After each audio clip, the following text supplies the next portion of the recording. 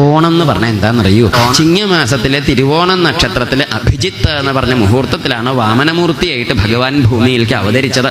ഈ ഭഗവാന്റെ അവതാരം ഉണ്ടായ ആ ദിവസമാണ് ഇത് തിരുവോണം. ശ്രോണ എന്നതിന് പറയുക. ശ്രോണയാണ് ഈ ഓണായത്. ഈ ശ്രീ എന്നുള്ളതിന് തിരു എന്നാ പറയുക. അപ്പൊ ശ്രീ ശോണ ഓണം അല്ലേ? ശ്രീ തിരു ഓണം അങ്ങനെയാണ് തിരുവോണം എന്നുണ്ടായത്. ചിങ്ങമാസത്തിലെ തിരുവോണം നക്ഷത്രത്തില് അഭിജിത്ത് എന്ന് പറഞ്ഞൊരു മുഹൂർത്തമുണ്ട്, വിശിഷ്ട മുഹൂർത്തം.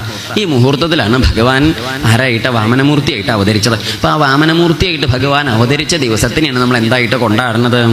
ഓണായിട്ട്. അന്ന് വാമനമൂർത്തിയായിരിക്കണം ഭഗവാനെ നമ്മൾ നമ്മുടെ കുടുംബത്തൊക്കെ വെച്ച് പൂജ കഴിച്ച് ആരാധിക്കില്ലേ? മുറ്റത്തൊക്കെ നമ്മൾ കണ്ടിട്ടില്ലേ? എന്താ അരിമാവുകൊണ്ട് ചാണകം മെഴുകിയിട്ട് അരിമാവുകൊണ്ട് അണിഞ്ഞിട്ട് പലകയിട്ടിട്ട് മണ്ണോണ്ടോ മരം കൊണ്ടൊക്കെ ഉണ്ടാക്കിയിട്ട്, സാധാരണ മണ്ണോണ്ടാണ് പതിവ്. മണ്ണോണ്ട് തൃക്കാക്കരയപ്പൻ എന്ന് പറഞ്ഞിട്ടാണ് നമ്മൾ പൂജ കഴിക്കുക. എന്താ പേര്? ഗുരുവായൂരപ്പനോ തൃച്ചംബരത്തപ്പൻ ഒന്നും പറയില്ല. എന്താ പറയുക? തൃക്കാക്കരയപ്പൻ. ആരേ തൃക്കാക്കരയപ്പൻ? ഈ തൃക്കാക്കരയപ്പൻ എന്ന് പറഞ്ഞാലേ തൃക്കാക്കര വാമനമൂർത്തി ക്ഷേത്രത്തിലെ വാമനമൂർത്തിയായിട്ടിരിക്കുന്ന ഭഗവാനെ നമ്മുടെ കുടുംബത്തേക്ക് കൊണ്ടുവന്ന് ആരാധിക്കുന്ന ദിവസമാണ്. കേരളത്തിൽ ഈ വാമനാവതാര ക്ഷേത്രങ്ങൾ വളരെ കുറവാണ്. ഉള്ളതിലേക്ക് പ്രധാനപ്പെട്ട ഒരു ക്ഷേത്രമാണ് ഈ തൃക്കാക്കര ഈ വാമനമൂർത്തി ക്ഷേത്രം. ആ വാമനമൂർത്തി ക്ഷേത്രത്തിലെ വാമനാവതാര മൂർത്തിയായിരിക്കുന്ന ഭഗവാനെ നമ്മുടെ എല്ലാവരുടെയും കുടുംബത്തിൽ നമ്മളൊന്ന് പൂജിച്ച് ആരാധിക്കും. ആ ആരാധിക്കുന്ന ദിവസമാണ് ഈ തിരുവോണം എന്ന് പറയുന്നത്. അങ്ങനെ ആരാധിക്കുന്നതിൻ്റെ കൂടെ നമ്മൾ ആരെയും കൂടി സ്മരിക്കും?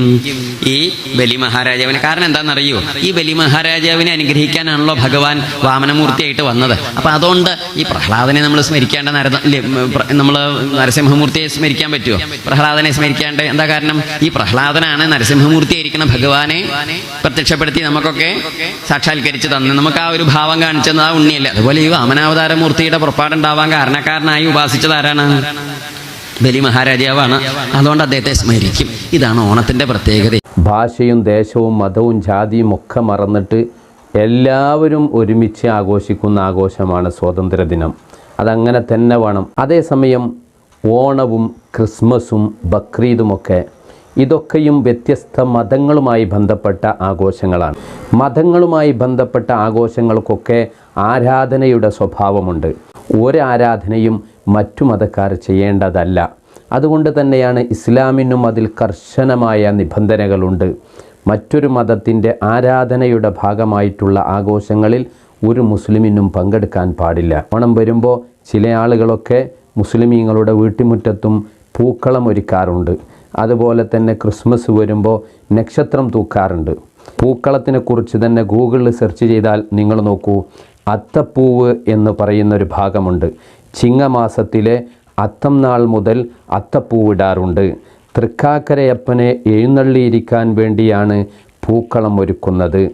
തൃക്കാക്കര വരെ പോയി ദേവനെ പൂജിക്കാൻ എല്ലാ ജനങ്ങൾക്കും സാധിക്കാതെ വന്നപ്പോൾ അവരവരുടെ മുറ്റത്ത് പൂക്കളമുണ്ടാക്കി അതിൽ പ്രതിഷ്ഠിച്ച് തന്നെ ആരാധിച്ചു കൊള്ളുവാൻ തൃക്കാക്കരയപ്പൻ അനുവദിച്ചു എന്നാണ് ഐതിഹ്യം. എന്ന് പറഞ്ഞാൽ ഹൈന്ദവ മതത്തിൻ്റെ ദർശനമാണ്, അല്ലെങ്കിൽ അവരുടെ ഒരു ആരാധനയുടെ ഭാഗമാണ് ഈ പൂക്കളം എന്നത്. അപ്പോൾ അതൊരു മുസ്ലിം ചെയ്യുക എന്ന് പറഞ്ഞാൽ അതവൻ്റെ വിശ്വാസത്തെ ബാധിക്കുന്നൊരു പ്രശ്നമാണ്. അതുകൊണ്ട് അത് ചെയ്യാൻ പാടില്ല. അത് പാടില്ല എന്ന് പറയുന്നത് ഒരു മതത്തോടും വിദ്വേഷമോ വെറുപ്പോ ഉള്ളത് കൊണ്ടല്ല.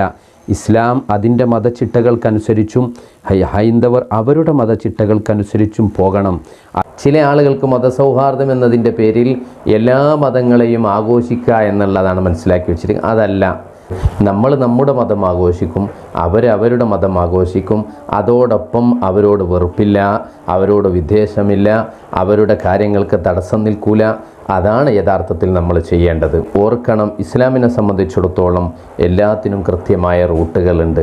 ഓരോ മതത്തിനുമുണ്ട്. ഞാൻ മുസ്ലിം ആയതുകൊണ്ട് ഞാൻ ഇസ്ലാമിൻ്റേത് പറയാണ്. അതിൻ്റെ ആ കൃത്യമായ റൂട്ടിലൂടെ മാത്രമേ മുസ്ലിമീങ്ങൾ സഞ്ചരിക്കാൻ പാടുള്ളൂ. അതേസമയം മാനുഷികമായ എല്ലാ സഹായങ്ങളും നമ്മൾ ചെയ്യണം. അവർക്ക് സമ്പത്ത് ആവശ്യമുണ്ടെങ്കിൽ നമ്മൾ കൊടുക്കണം. അവരെ രോഗപരിചരണങ്ങൾ നടത്തണം. വീട് ആവശ്യമുള്ളവർക്ക് വീട് കൊടുക്കണം. അല്ലേ, ഇസ്ലാം പറഞ്ഞത് എത്ര സുന്ദരമാണ്.